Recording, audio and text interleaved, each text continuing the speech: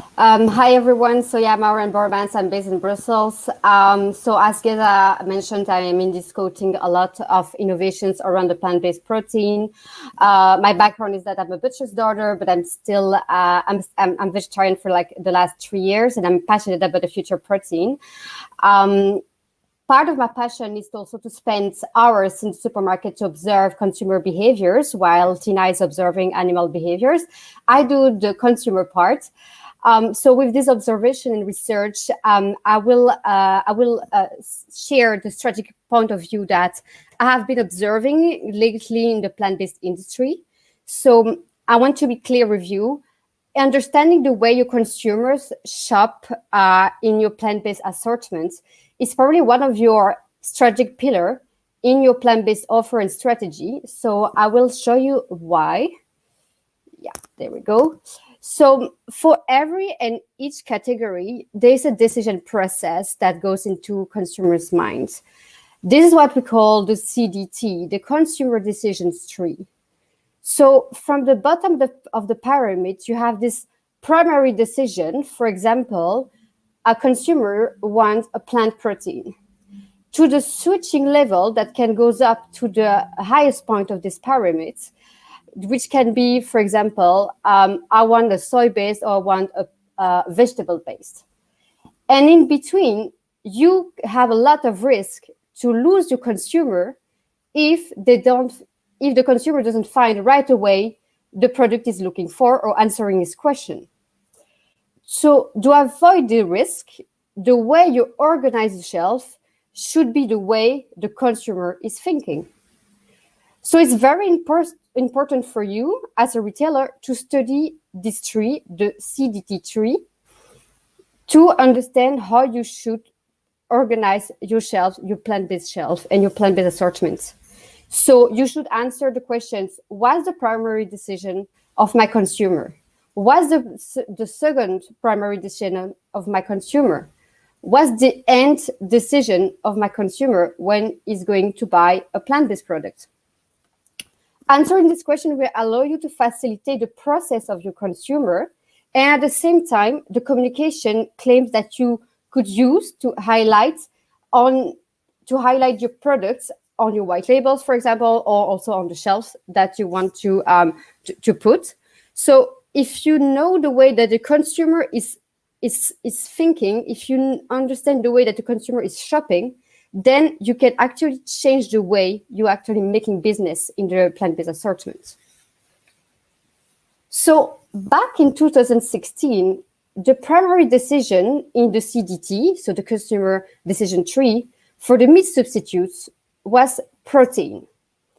So for example, Beyond Meat, as you probably all know, understood that quite rapidly. So they insisted that the bleeding burger patties that they have to be placed and sold alongside the beef patties for their launch. So the process was that the consumer at that time, and still a bit today, so the consumer wants protein. That's the primary decision. They want protein, they want the main part of their plate. And then the consumer goes to the meat aisle, and in the meat aisle, the retailer was suggesting an alternative, the Beyond Meat. So by creating an alternative option in the meat aisle, you suggest the consumer a comparison that they actually haven't thought about, so more potential of sales of the Beyond Meat. So still today, there are studies, like for example, the one I will mention right now between Kroger, the supermarket chain in US, and the Plant-Based Food Association, that shows that putting plant-based meat or meat substitute next to the meat product increase sales by 23%. So in conclusion, by inspiring a shift in the mind of the consumer, by putting a comparison in front of the consumer, you actually have more chance to increase your sales in the plant-based products.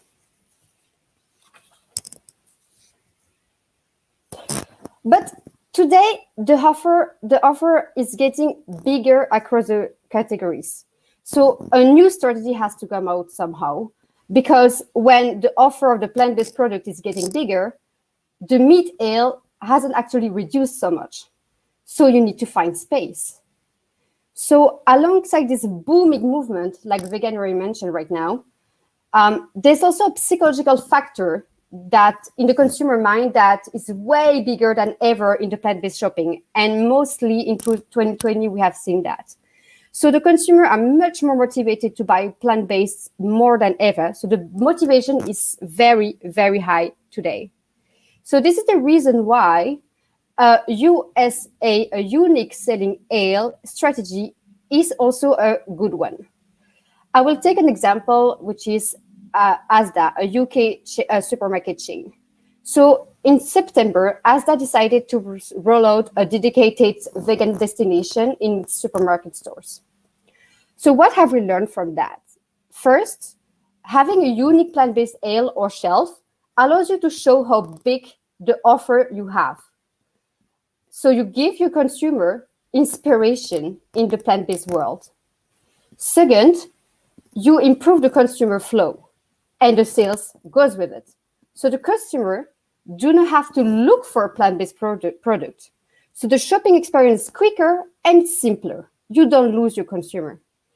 A customer should never be restricted by a dietary requirements. That's very important. So when should you go for a USA strategy?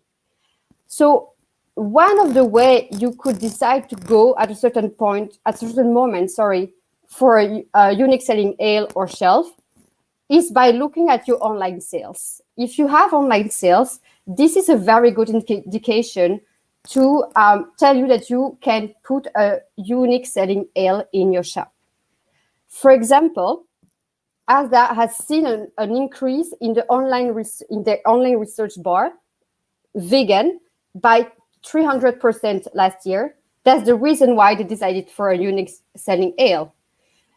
Why did they decide to do that? It's because somehow online shopping is also a simple shopping experience, because on the interface, you have already a kind of category, a unique selling ale in your online shop. And that's the reason why they believe that was going to work. So I will end you with this quote. So yes, it might not just be about the product itself in the end, because it matters a lot when the product hits the shelf. So thank you for listening, and I hope that I answered most of your questions already.